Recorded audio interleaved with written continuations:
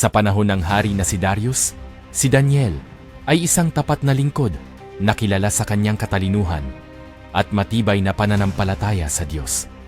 Dahil dito, naiinggit sa kanya ang ibang mga opisyal at gumawa sila ng batas na ipinagbabawal ang pagdarasal sa sinumang Diyos o tao maliban sa hari sa loob ng 30 araw. Alam ni Daniel ang batas, ngunit hindi siya natakot.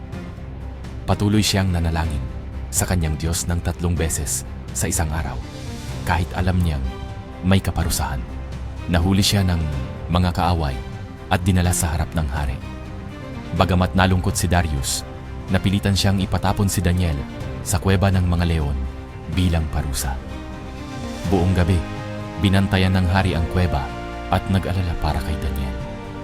Kinaumagahan, nagmamadali siyang pumunta sa kuweba at tinawag si Daniel. Sumagot si Daniel, buhay siya at walang galos dahil pinigilan ng Diyos ang mga leon na saktan siya. Natuwa ang hari at ipinag-utos na ilabas si Daniel. Ang mga kaaway ni Daniel naman ay dinala sa kuweba at sila ang kinain ng mga leon. Ang kwentong ito ay nagpapakita ng katapangan, pagtitiwala at pananampalataya kay Diyos.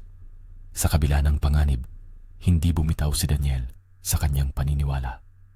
Tunay na ang tiwala sa Diyos ay nagbibigay ng lakas, proteksyon at tagumpay laban sa mga pagsubok.